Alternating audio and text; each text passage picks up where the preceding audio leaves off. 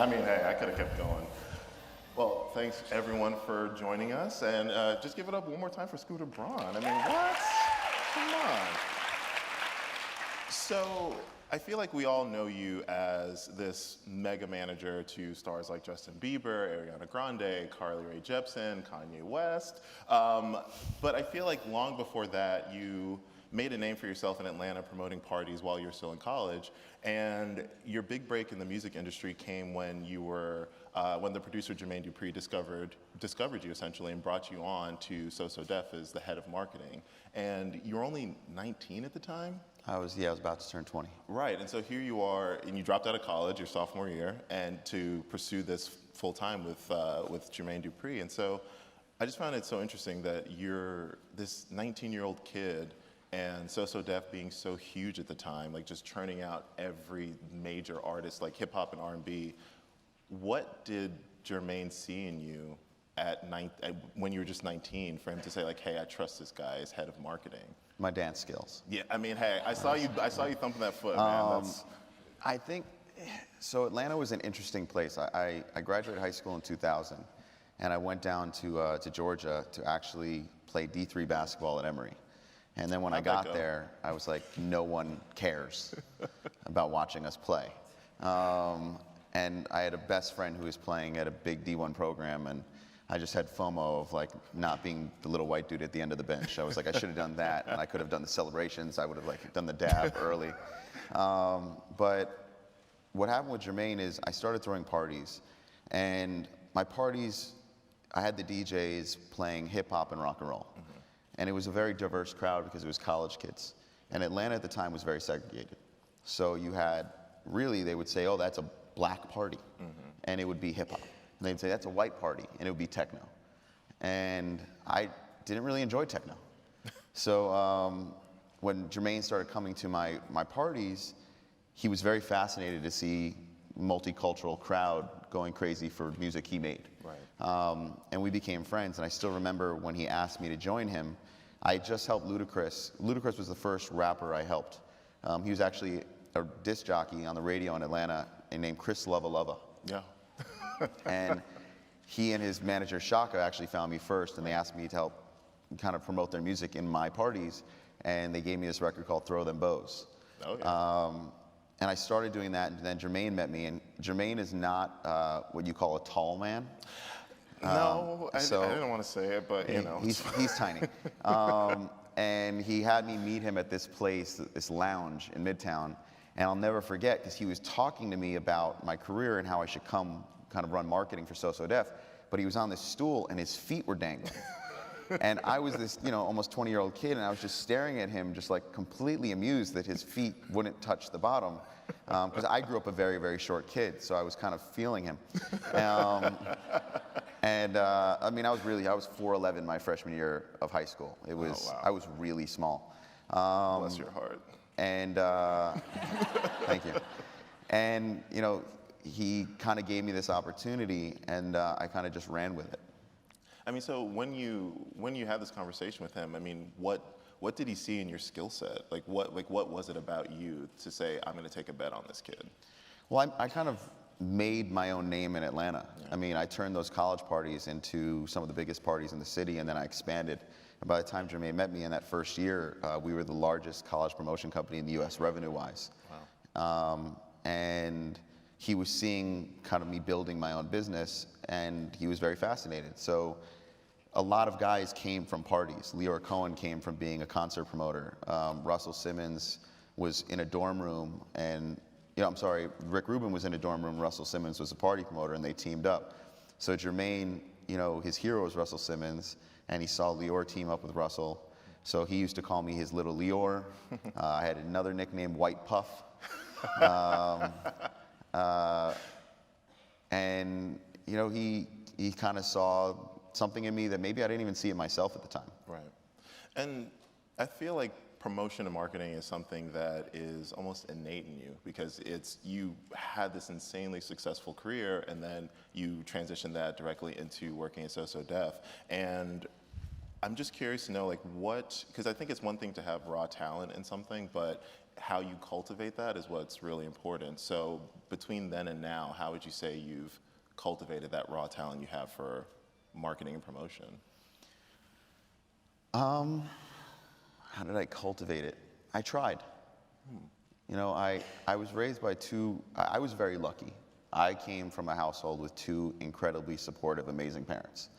My parents were extremely tough on us, especially me, and they demanded a lot from us.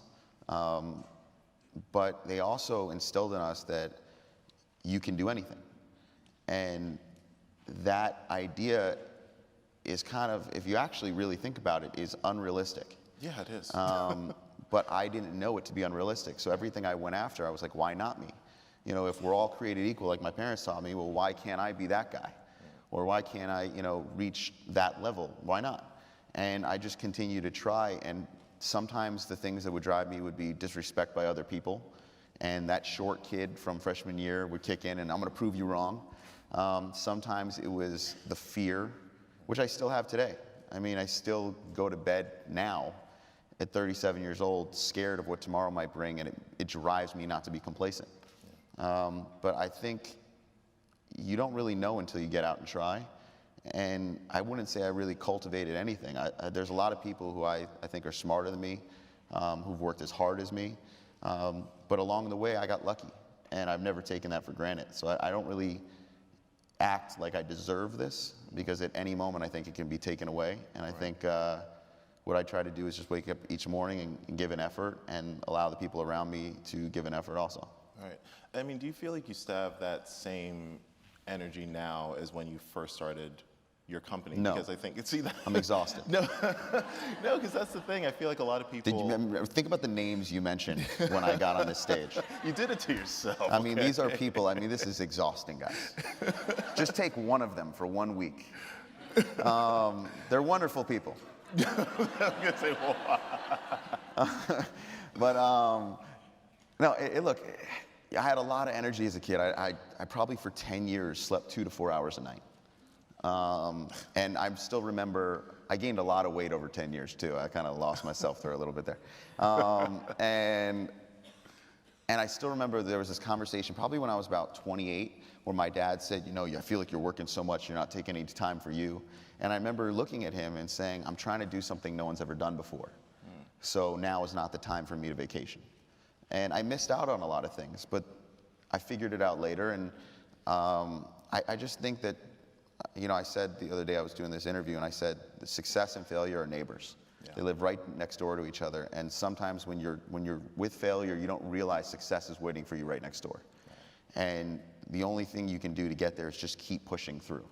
So I have no regrets on how hard I work, because it gave me this incredible life that I have now. And the best part of my life is when I met my wife and now I have my kids, which is the part that that got really lucky. I mean, she still hasn't figured it out.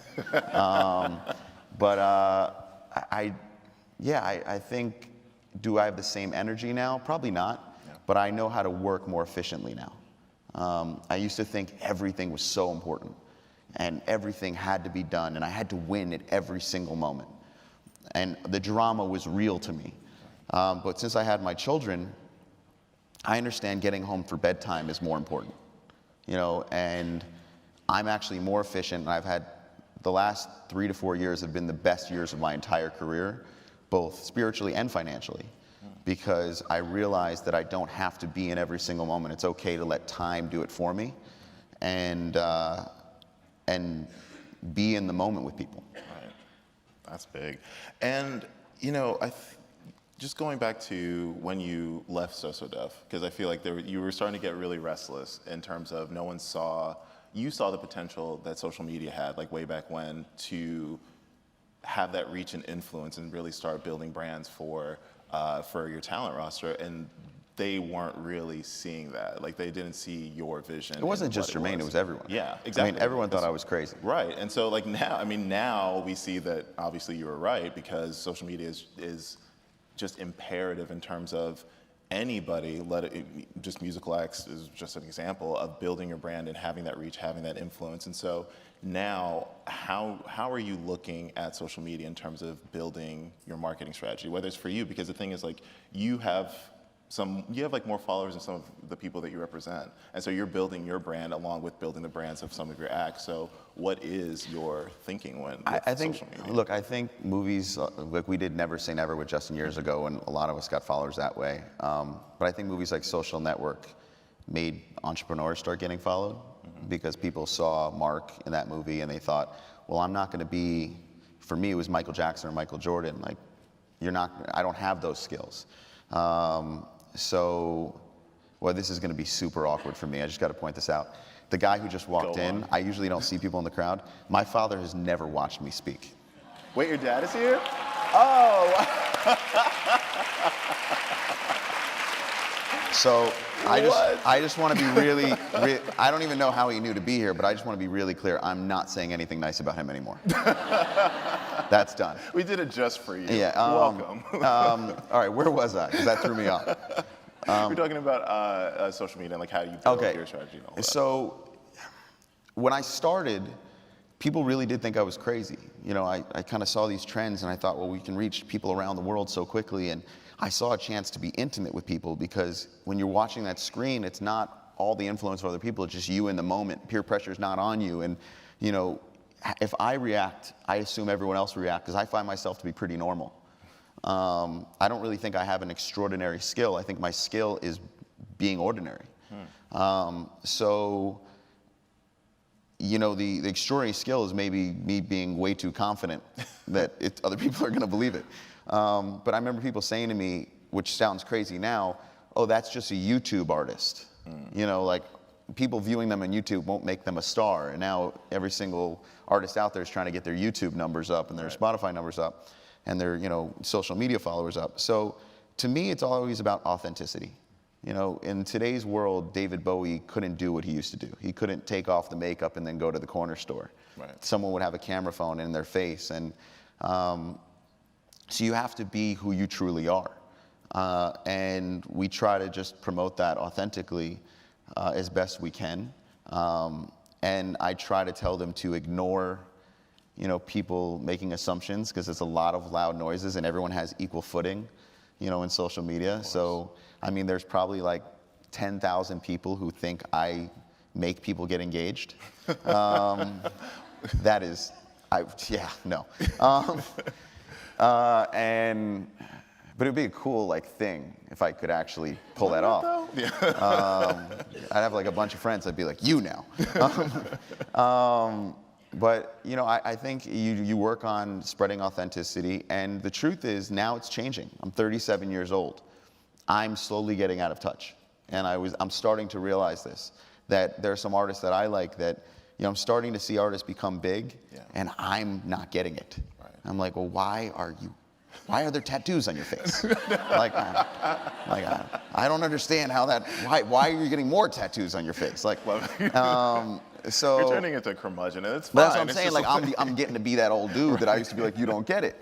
So what I now need to do is bet on the young people in my business. It's a youth-driven business, and whether it be in TV, film, or music, or even tech, I have to trust the young people.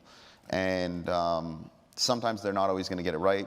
Sometimes I'm not going to get it right, but we put trust in each other, and all you need, which I've learned with myself, is you need that one win, and then everyone remembers you as some kind of genius. So I encourage them to take risks. I encourage them to go after it, and I'll back them. And if we're wrong, we're wrong. And if you're wrong like 4 times in a row, then we're going to have a conversation. But you're allowed to be wrong a couple times, and you know, we'll get there.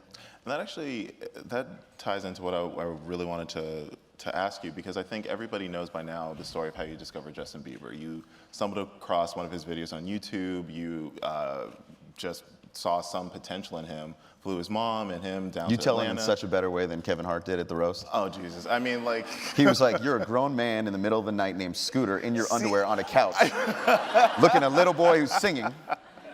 Why were you not arrested? Listen. Oh man, I would never phrase it like that. My God, that can go left in so many ways. It just did. I know you did it to yourself. But I think it was one of those things like where I feel like people don't necessarily know just how relentless you were. Because I came across an interview where you mentioned you were trying to get information about Justin based on the like pictures or plaques that he had in the background of the video. It was the banners in the back of the church. So a lot of the videos that Justin posted where people didn't know I was there, I was a part of it at that point. But I wanted it to stay authentic. So if you actually watch those early videos, you'll notice Justin never introduces himself. He never says, my name is Justin, this song is. And the reason why I told him to continue doing that and never introduce himself, even when he got fans, he's like, should I say my name? And, and I said no, because I wanted it to feel kind of voyeuristic. I wanted people to feel like they were seeing something that maybe they didn't think they should see. Right. So it became more special. And that first video, he had like 3 or 4 videos up, and one of them he was singing Neo So Sick, and I just kind of clicked, like, this is the kid I'm looking for. Because I was a big Michael Jackson fan. Right. And Michael used to sing these love songs with this angelic voice that made us believe in love, because it reminded us before we got jaded. And there was banners in the back, and he has a different last name than his mom, so she's a single mom, so I was trying to find him, and I Googled the company in the background of the church contest, and found that it was a part of Ontario, Canada, and then I called all the school boards. So you stalked him? Yeah. Yeah. So the story just gets worse. And his mom called to get rid of me. But to that point, I mean, so where's the line between following your gut and an empty pursuit? Because you did pour a lot of money into this, and it was something that I think you gave yourself about a little over a year to make it work, and it wasn't until like maybe month 11 that it really started clicking. So it's funny, I'm about to tell this story with my dad here. Hey, Dad. Okay, that's where I talk about success and failure living next door to each other. Right. So I had worked at Sosodef when I was about 20 years old, and I left when I was just turning 24. I left for a lot of different reasons, and I had a calling card of doing this big deal for Ludacris with Pontiac that I kind of used to do some consulting. And I went and looked for artists, and the first artist I found on MySpace was this guy, Asher Roth, and we had a big hit with I Love College. And the check from Asher's publishing deal actually saved the company in this moment you're talking about. So I had Justin and his mom living, don't tell Donald Trump this, but illegally. Jesus. And in a townhouse under my name with Aaron Rent's furniture that I was paying for. I was paying the bills for schooling. I was paying for everything. Right. And I had Asher and his friends living in a dump around the corner, which we called the greenhouse because they smoked so much weed. And then we put like a studio in the basement where we cut a lot of the records. And I was at month 11 of 13 months of money I'd saved up before I go broke. And everyone in Atlanta thought I was killing it and had no idea that I had risked it all. I hadn't done any, I said, I'm not doing parties cold turkey. And my dad actually called to check on me and say, hey, what are you doing? What's going on? And we started talking, and out of nowhere, I just broke down crying, admitting to him that I was about to run out of money and had nothing to fall back on, and that I was a failure and no one knew. And he gave me really good advice. He said, you came this far, you got 2 more months, see it through. And then the next day, Asher came in and played me I Love College. And the following month, I was able to get so much hype from that record that I was able to cut a publishing deal at South by Southwest by inviting the head of Universal Publishing to a bar, and then I invited the head of Sony ATV Publishing to the bar across the street. And I would walk back and forth, but I was like, oh no, there's no one else bidding. But I made sure they saw each other. And they immediately started bidding back and forth, and that deal saved the company, saved me, the commission. And I was this close. I mean, I was playing for Pizza with Change, and I was a grown man crying on the phone to my dad. There's no shame in that. I agree, but I really did come this close. And when you ask me kind of what the difference is of, pushing it too far, there is no difference. I got lucky. I got lucky. It wasn't, you work really, really hard, and sometimes it happens for people early in life, and sometimes it happens for them later in life. And that isn't up to you. What's up to you is when you quit. So if you just keep trying, it eventually will turn your way. And for me, I got very lucky. It happened to me early. I don't know why, but somebody upstairs helped me out. In a major way, because I feel like your company SP Projects is going into its 10th year now. So I feel like in those 9-10 years, it's like 12 now, actually. 12. Yeah. So that's still a relatively short amount of time, but you've done so much since then. Because I got lucky a lot. I mean, clearly, because you have your music management, but you're also branching out. You have your tech incubator. You have you're co-owning. You just announced today that you and Drake, of all people, are going in on this e-commerce, this esports company, 100 Thieves. You also have you partnered with Gary Vaynerchuk for that art startup. Like, you have so many different buckets that you're working in now, just beyond your management company with artists. So, what really is the end goal here? Because you're digging your heels into so many different parts of entertainment. So, like, what is your end goal with all of this? Please tell me, because I'm trying to figure it out. I'm Listen, tired. I mean... Tell me when to stop. No. That's up to you, man. Look, it's another story about you. Sorry. Here we go. You decided to I feel like we should just bring him on stage. No, don't do that. Like... Please, God, don't do that. When I was a kid, a teacher told me, this is kind of, I apologize if anyone gets insulted by this story, but it is what it is. They told me I was probably ADD or ADHD. And they wanted me to take pills. And it was kind of the easy way out. I was having trouble in school. I wasn't paying attention. I had so many things going on in my mind. I was a good student, but I just couldn't focus. And this counselor tried to bring in my parents and tell them that they wanted me to take pills. And my dad asked the counselor, so what did they do before ADHD? And she said, excuse me, and I'm hyped. I'm like, I get to take some pills that make me focus, and I get to take longer on my tests, like, let's go. And my dad goes, what did they do before this? And they said, well, we don't understand. He goes, before this thing you just said, we just give the kid pills, what did they do before? Because I'm sure, before ADHD, like, did they give them pills? And he said, well, no, we just discovered this. And my dad goes, I don't think my son has ADHD, I think he's lazy. And he told them, don't ever offer my kid pills again. And I guarantee you I have ADHD or ADD. But that being said, he wouldn't let me take the pills. He wouldn't let me take the easy way out. And my superpower is probably my ability to focus on a lot of different things at the same time, because I had to learn the hard way how to adapt. And my parents pushed me, and they wouldn't accept anything less. They said, if you have problems focusing, you have to find a different way to focus. Okay. So the way my brain works, I can kind of deal with a lot of things at the same time, and, but that's only because I was forced to. So when you ask me kind of what the end goal is, the end goal is to never get bored, but never let my drive and my ego for more get in the way of my family. Yeah. I had an intern ask me, what would make you stop? And I said, if I thought I was losing my wife or my kids, I would stop.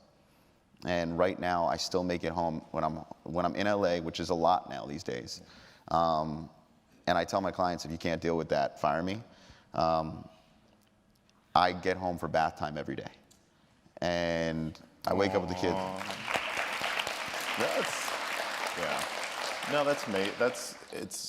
That is absolutely major, and I feel like it's because when you look at your resume, I just wonder, like, how does he do it all? And with 2 kids and 1 more on the way, like, how in the world does he get it all done? But I just love I have a really, really, really good team. Yeah. I don't do it all. My name's on the door. Right. But I will tell you, Allison Kay, who's been with me over a decade, and she's a partner in the company. Allison and I, I'll come up on this stage and talk. Allison won't do this. She just refuses. Like, when our artists would win awards, Allison would be like, I'm leaving. And she would leave the room so they couldn't thank her. But I can tell you without a doubt, if it wasn't for her, the company would not be where it is. It wouldn't exist. And, it's funny because I'm watching all this debate in our country right now when it comes to equal pay to women and equal opportunity and everything else. And I can tell you without a doubt, my company and all these accolades would not exist without the women that work there, and we're over 50% women. Wow. So,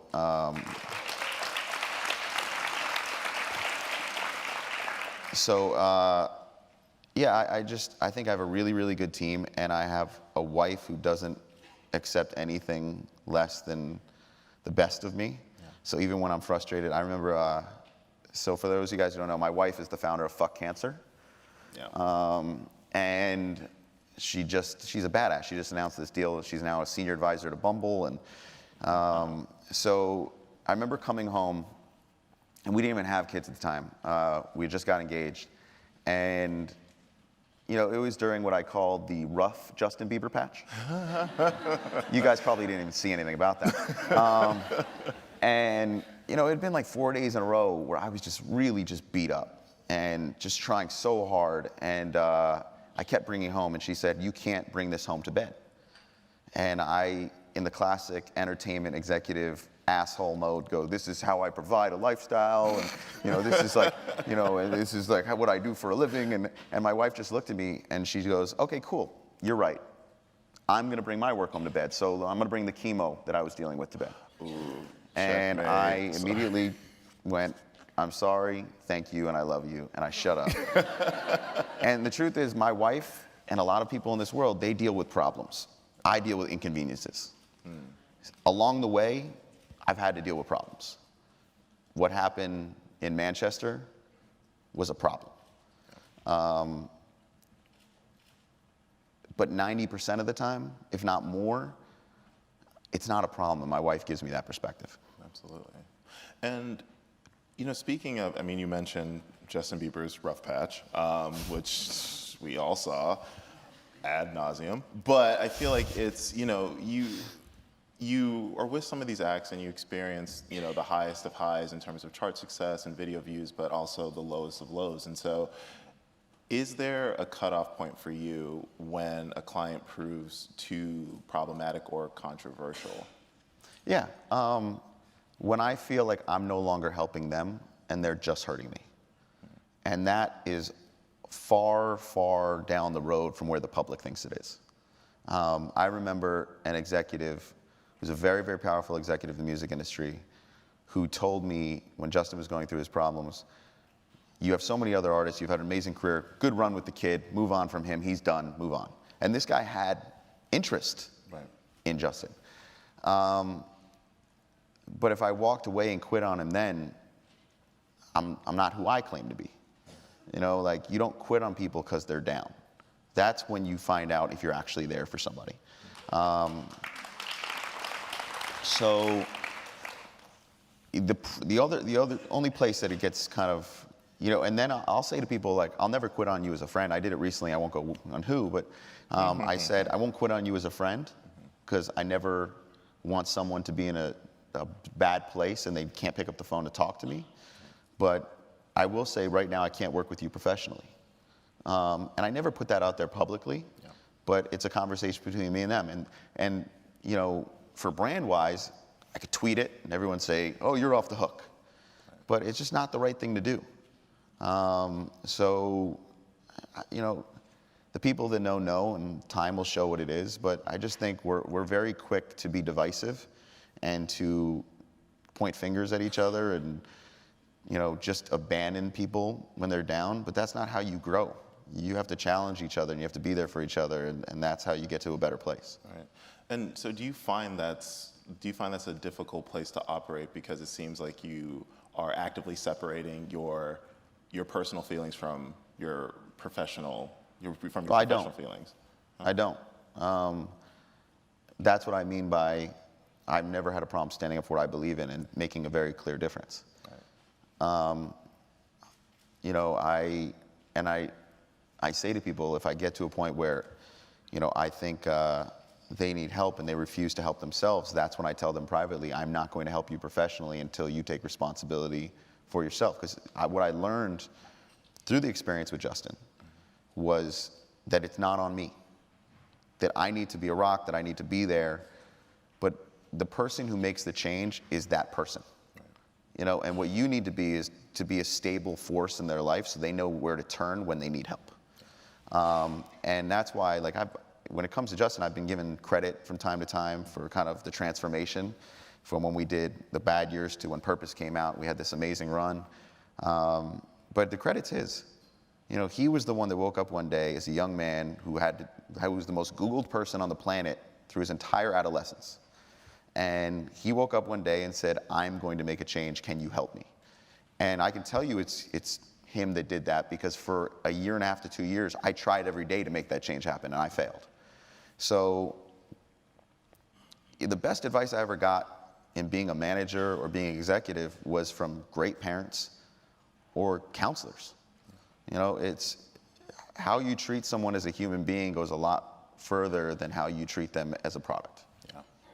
And kind of on that note, I know that speaking of some of your clients, I know Ariana Grande fired you in 2016, I think it was, and it was early 2016, and then she came back later that same year. So I feel like in situations like that, people have a tendency to get a little bit defensive, and they may not be as honest with themselves in realizing the part they played in that situation. So for you, I mean, in what way did getting fired make you a better manager, if at all? I think I watched another manager get fired. And it was a manager, so our company privately, I'm not going to name who, but we own a bunch of other management companies, which we've never announced, and there's been speculation, but we do. I'm not going to say what they are, but that kind of gives you context. So one of the other managers that we own got fired a long time ago. And I watched this manager defend themselves instantly and put out a lot of truths. And I watched the artist see those truths, not want to deal with it, and then forever hate that manager. And what I chose with Ariana is I could have said a lot of stuff. In fact, my team wanted me to, because they were pissed. Right. And I said, we're not going to say a word. And this is going to come back around. And at the time, they were like, never take her back. But I just said, let's stay quiet, and let's let our truth be our actions. And when shitty boyfriends leave, she started to see the light on some stuff, and then one day I got a phone call and she goes, can you come see me tomorrow? And I said, no, I'm busy. Oh, playing hard to get. No, I had a client. I had a client who actually had not fired me, who I had to be with. And I said, but I could see you like on Thursday. And she said, great. And I went over there, and we had a very honest conversation. And where it made me a better manager is a couple things. Number one, it allowed me to know that I can be fired. I'd never been fired before. It allowed me to know that as much as you give to people in a service business, which is, we do a lot of asset business, but this part is a service business. And as much as you give, you can never expect anyone to reciprocate. That's not what caring about someone is. You care, and you just have to do it for the right reasons. And if you get screwed over in the end, so be it. And hope you had a hell of a ride along the time. And I had to learn that lesson, because one of my mentors told me every artist is going to break your heart. And I used to fight that. But now I realize this situation will break your heart, because it becomes so personal. And your job is 90% of the time you're keeping stuff out of their sight to keep the pressure off of them. So how could they ever appreciate you as much as you think you should be appreciated? Because they don't even know half the stuff you do. So that was one. And number two, it made me and her really tight. Because now when we get into those fights where she's coming at me, I just go, whoa, whoa, whoa, whoa. You want to go back to where we once were? Right. And then it kind of calms down. And I really think that the relationship we had from being fired to getting back together gave us the strength for what we never imagined could come that following year. Right. Absolutely. And I think, because as I mentioned, with your talent roster, you've definitely seen the highs and highs. But to that end, when it comes to someone like, say for example, Carly Rae Jepsen, like "Call Me Maybe," like biggest song of that year, like huge, and then her follow-up album, it didn't perform as well. I mean, it was critically received. It did in Japan. It did in Japan. In Japan, hey, that's a market. It counts. That counts. Japan, is a bigger music market than here.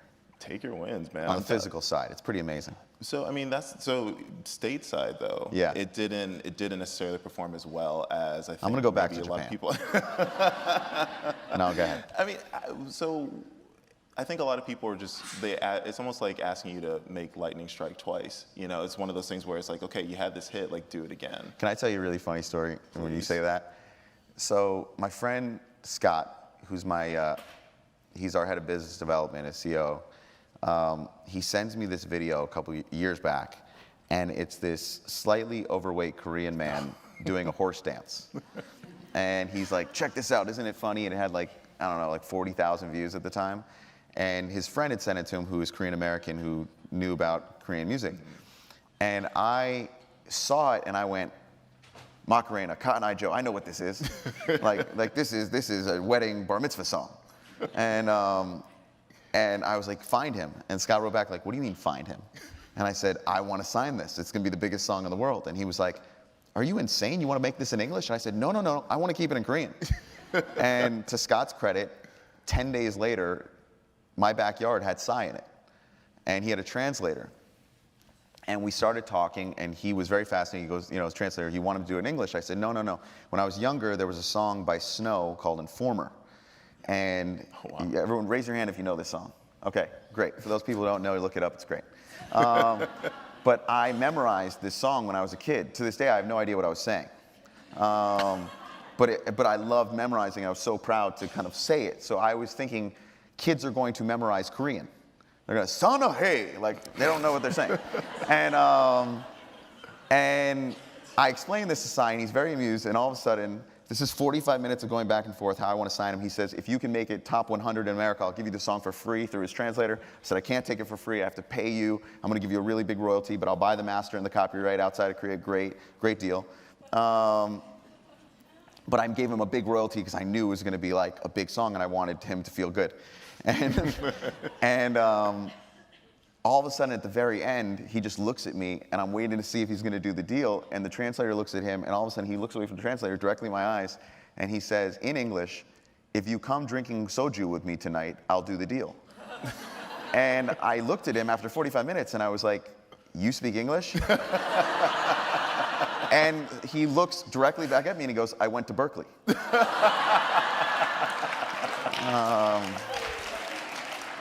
But that whole fun story, when we did Gangnam Style, it ended up going #1 around the world for like 22 weeks. And I'm saying like 24 million copies, and you know, crazy stat. Biggest song in the world. First video to go to 1 billion views. And when we were done, all these people were like, "But can you do it again?" First of all, we did. We did put out Gentleman. It went #5 on Billboard, which is pretty funny. But I kind of looked at everyone like, are you kidding? Like, this is a like slightly overweight Korean man doing a horse dance in Korean in the United States, and you want me to do it again? It was never the point to do it again.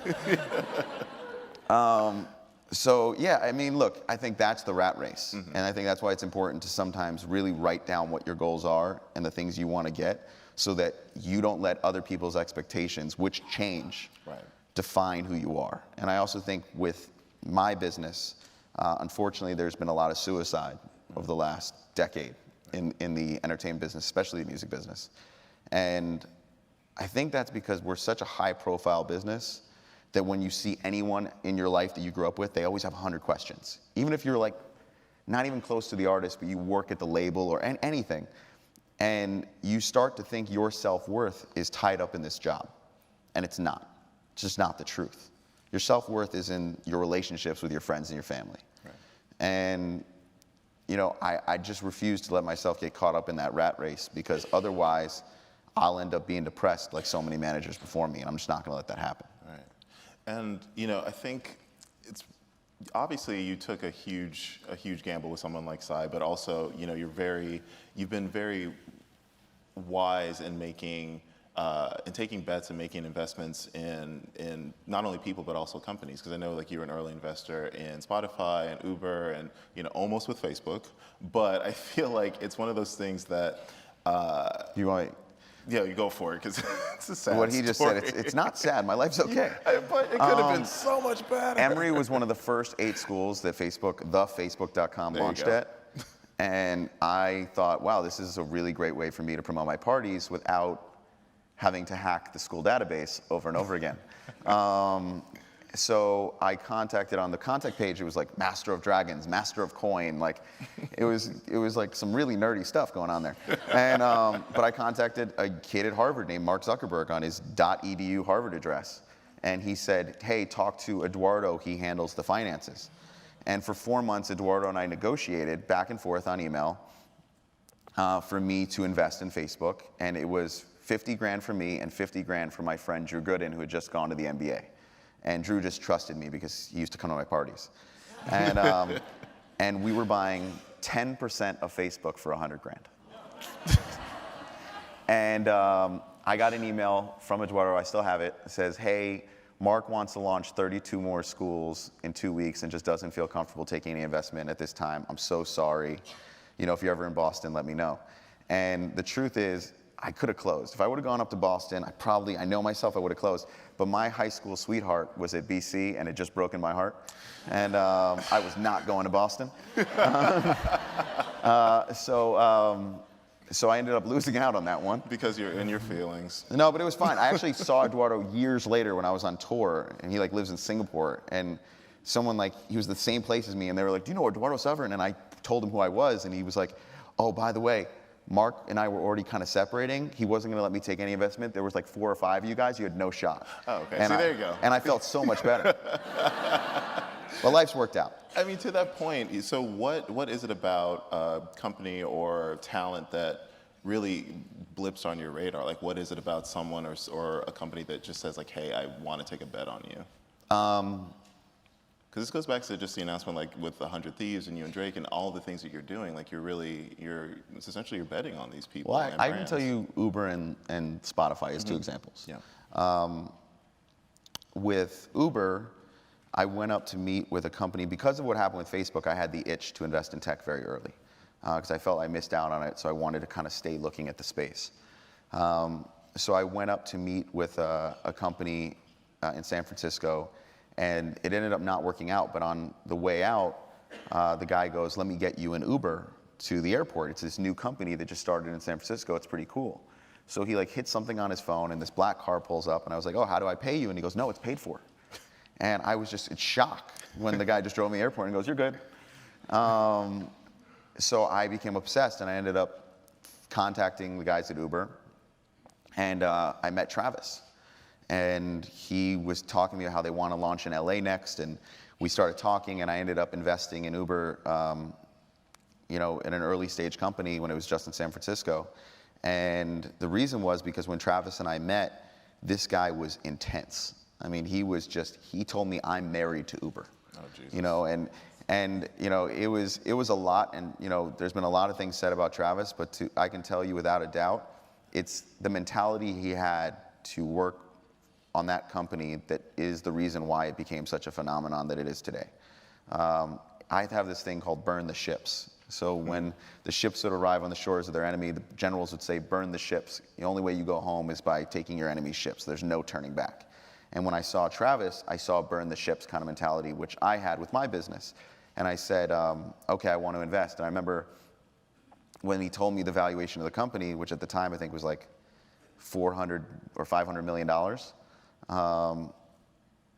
everyone who was giving me advice was like, "This is insane. That's more than the taxi company." And they're like, 400 million. And I remember this one guy was like, "You're lucky if they get to like $1 billion, but then maybe." And I just believed Travis, so I went with it, not knowing what it would become. Right. And that was the first one. So you bet on entrepreneurs more than you bet on the actual company. Because a lot of people have good ideas, but a lot of people don't have what it takes in the hard times to keep going. So when someone tells me they're a serial entrepreneur, I kind of run. Because I'm like, that means you start a lot of companies. And then with Spotify, which is for a lot of people in this room, I think when I was younger, I started to think, I got to meet this person. I'd read a book, and I'd be like, I got to meet that person.